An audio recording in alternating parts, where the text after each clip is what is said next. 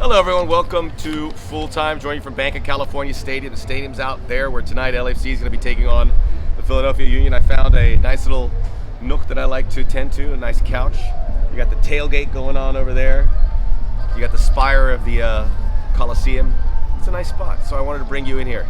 The sounds, the sights, the smells. That music? It's a little accordion playing. Enjoy all that. Look, you can get it's a beautiful day in Los Angeles. This cool breeze pushed out all the muck and the clouds. You can see for miles.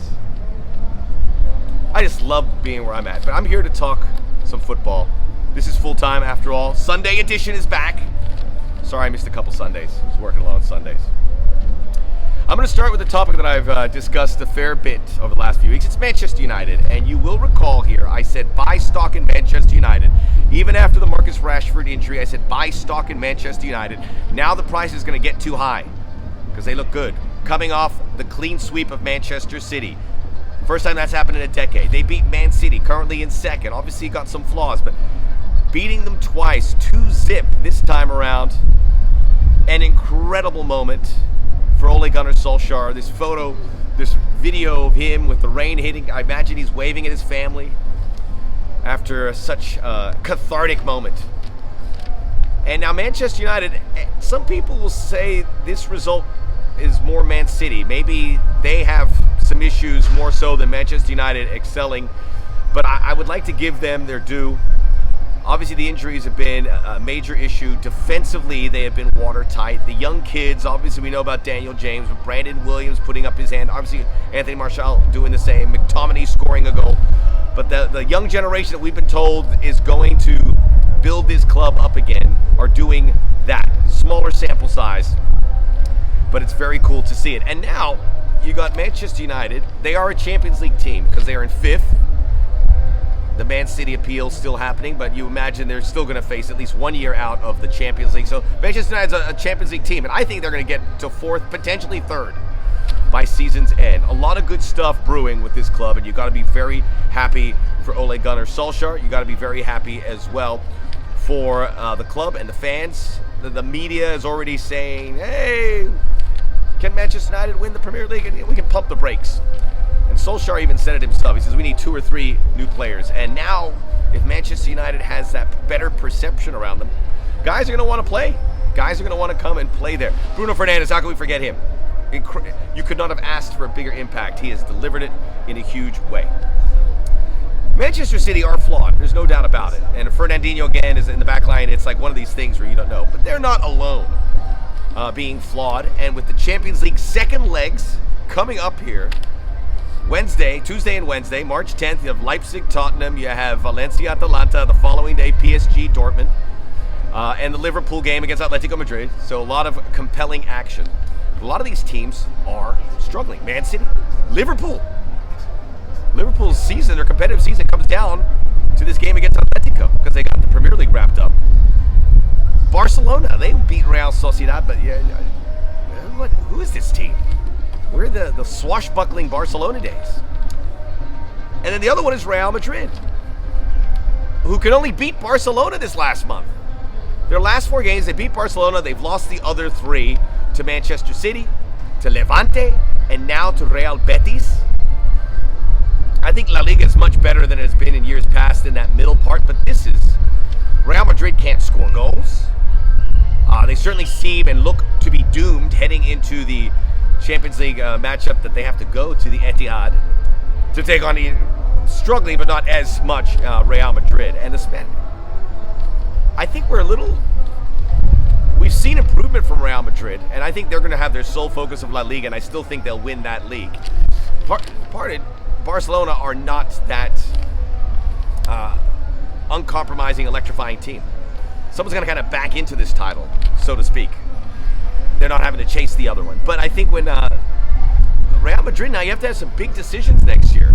Obviously, they missed the boat on their... Benzema's still the guy who scores goals, but Jovic hasn't done it, and they need some people. Eden Hazard's been injured the whole season. But that midfield, do you make the move from Modric? I think so. Toni Kroos has been in and out of the lineup a little bit. I don't know. It's not the same players. And this is Real Madrid. By the way, before those losses, they tied Celta. So no goals and no results in the last 5 games. Let's turn to a little happier topic, so to speak, for Juventus.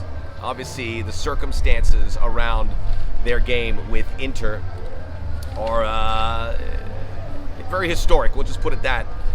Due to the coronavirus, Serie A games going on with behind closed doors, empty stadiums. I did say it's good for Juventus because they got a win, and I think they really put their flag down as the team once again in Italy. Paulo Dybala with, I think, my favorite goal early on in 2020. His goal there, if you haven't seen it, go to YouTube, look it up. That's where I see all my goals. A convincing and they killed Inter. Inter, DOA, or dead team walking. It's they have fallen off. It's a 2-horse team. Lazio, you figure, is going to run out of steam at some point, but some concerns certainly with the league in the big picture. That said, I watched the game, and you want the fans there, but it was watchable. The empty stadium. It was an attractive game.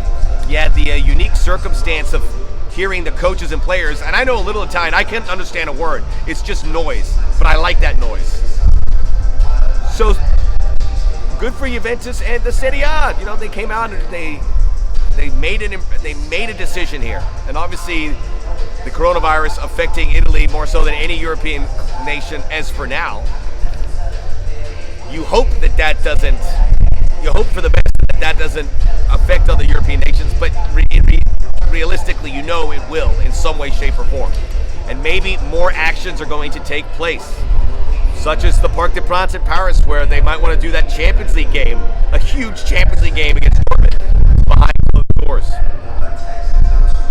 Not really good timing for PSG, but it's the way it is.